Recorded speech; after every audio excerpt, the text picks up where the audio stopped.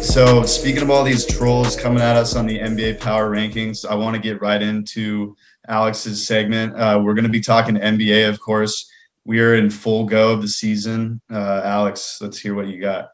Yeah, it's been a rough week for the NBA for sure. They've had a lot of positive tests. Some teams not having enough players to suit up for games. A lot of postponements. It's been a wild week. Real quick to get into our fantasy, we didn't update it last week because we didn't talk about basketball. But yours truly is in first place. I'm 3-0. James is also 3-0, but I've scored like 500 more points than he has. That's true. Trayden and Tyler are both 1-2. Trayden, is Kylie just so distracted by being engaged? Is that why her team? I don't know. I think she's more focused on making sure she has Warriors on her team more than anything. Yeah. Okay. So, but she listened to the podcast, so I can't talk too much shit. Yeah. Okay. Well, Kylie, I'm going to talk shit because I've scored like 1,500 more points than you have. We're only in league 3. So I don't know, but hey, to each their own. This is all the first time us playing fantasy basketball, so we don't really know what we're doing.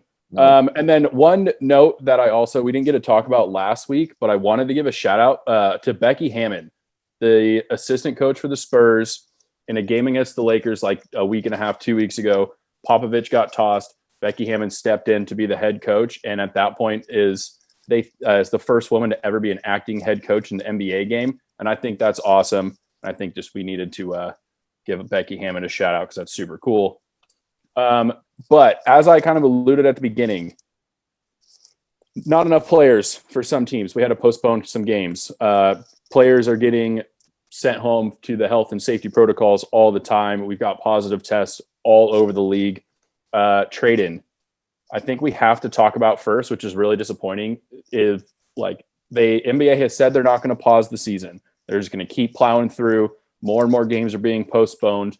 This is sort of what we saw at the beginning of the virus back in March. Gobert got COVID, and then teams started postponing, and then all of a sudden it all got shut down again. Are we even going to make it through this 2021 season? I think so.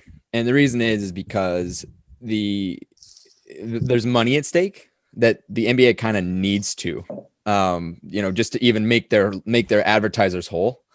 But I mean, look, they knew, they signed up for this. They signed up for this managed chaos. I'm going to call it organized chaos. They knew that there was going to be some craziness to this season. Yes, it's creating, some wrecking havoc in terms of postponing games. Some crazy, scores are occurring. Some teams that probably shouldn't win are otherwise winning. But, I commend basketball then the NBA for sitting down and saying, okay, we knew this was going to happen. We scheduled it this way.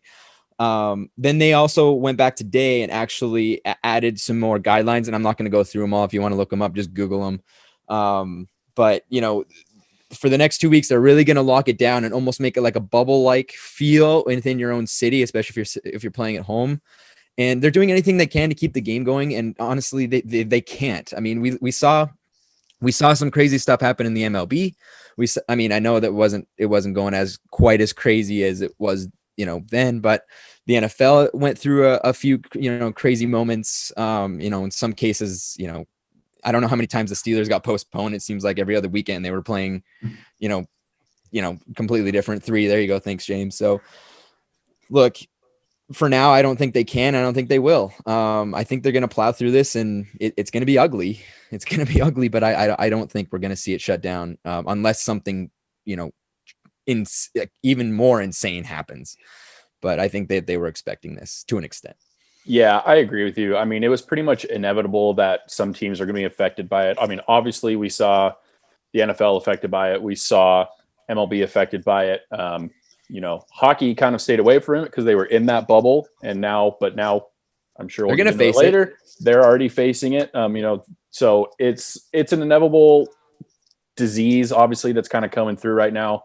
But I agree with you on the money standpoint. They're going to keep going because the TV revenues are some of the only things keeping these teams afloat without fans in the stands. And it's tough for them, obviously, because they're indoors, so they can't they can't. I mean, they could play outdoor games. Go play street ball in Brooklyn or something. That'd be sick. But moving on to some better topics.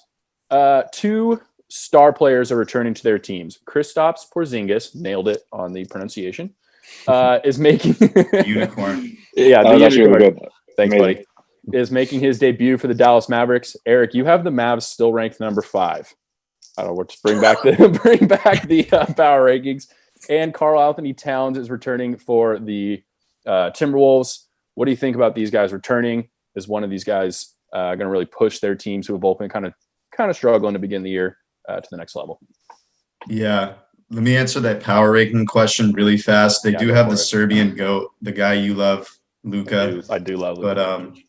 But yeah, that's why I have them up high. They're going to be a dangerous team. But this is pretty tough question, actually. I think Karl Anthony Towns, in other words, is more crucial to his team versus Porzingis and his value to the Mavs. The T-Wolves, I think they're going to be one of those teams this year. They might squeeze into a playoff spot if they go on a little streak, but you don't hear a lot about Cat because he's on that team. But I think this guy would be talked a lot more if he was on like more of a popular market team.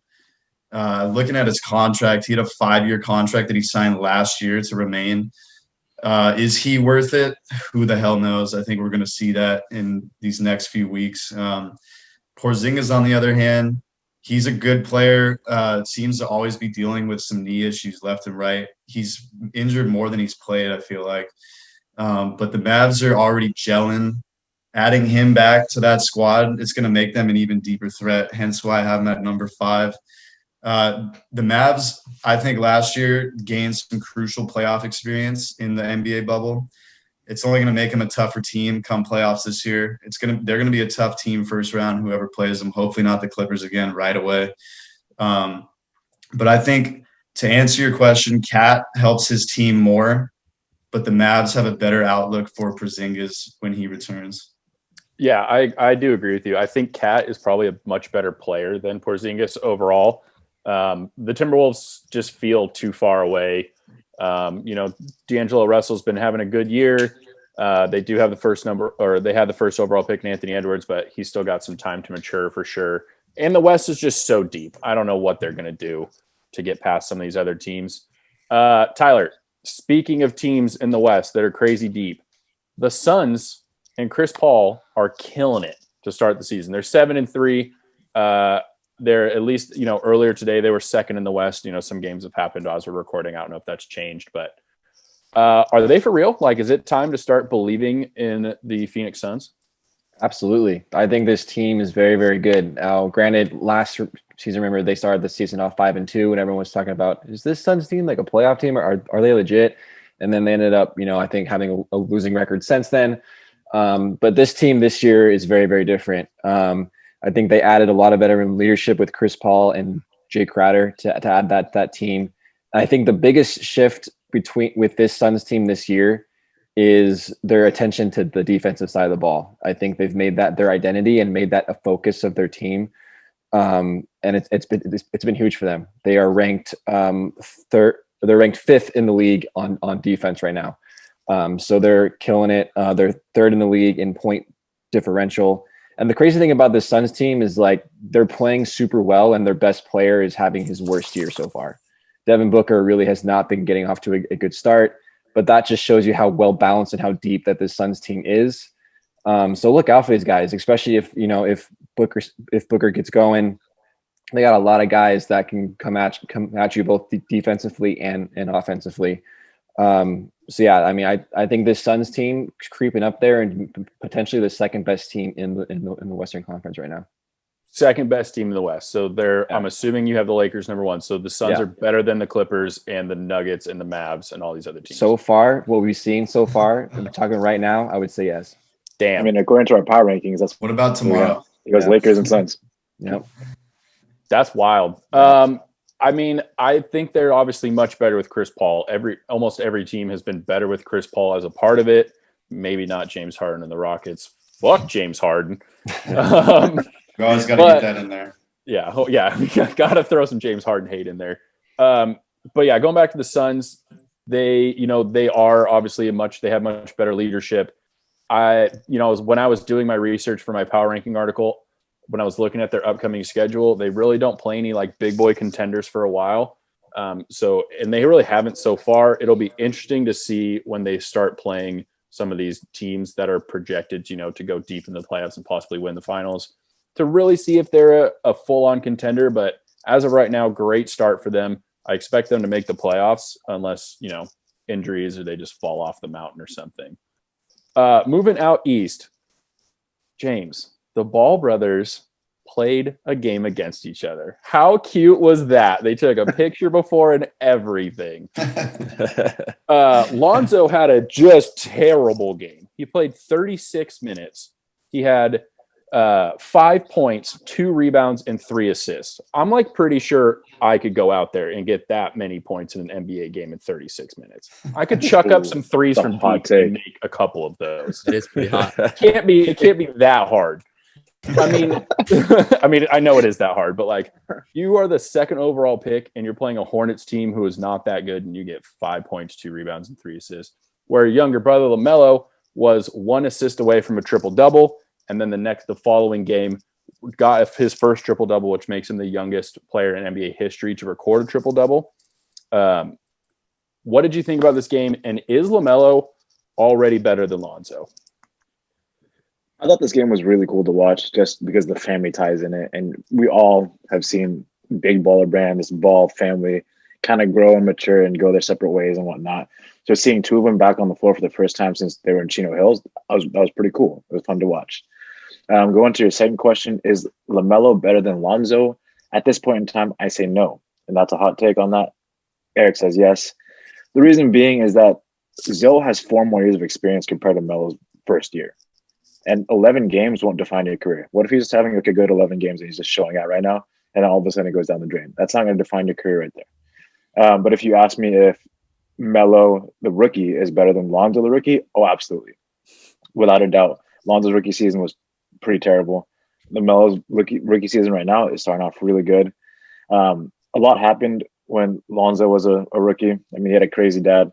This is when Big Baller Brand was at its hype, so everybody was kind of following along and watching to see what LeVar was going to do, what crazy thing was going to say next. He was also drafted to the Lakers. So that's a lot of pressure. That's a storied franchise. It's a franchise as everybody watches. And second overall, like, you're expected to perform right away. And right away wasn't his game. He's an assist first kind of guy. He's not that much of a scorer. We saw this at UCLA. We see it now. He had a lot to fix coming into the NBA. I mean, his shot was broken. It looks way better now. It's still not there. But it takes a lot to fix a shot that you've been working on your entire life. And I mean, like, he's brought in to be the guy for the Lakers, and he didn't have much help. B.I. was just in his second year. D'Angelo was gone. Julius Randle was the second best player on that team, but he's not the same Julius Randle that is now. LaMelo, on the other hand, he gets drafted. Yes. Melo, on the other hand, he gets drafted to the Hornets. And the Hornets, like, they have a decent team. Gordon Hayward is a good role model right there. They also have Terry Rozier and PJ Washington. Like, that's a good nucleus of players that can help you build. In addition to that, he played overseas. He played in Lithuania and he played in Australia. Like, that pro level work helps you so much when it translates to the NBA game. You saw this with Luka. He played pro. You saw this with Porzingis. He also played pro. Their rookie seasons, they went out and dominated. And that's what's happening right now.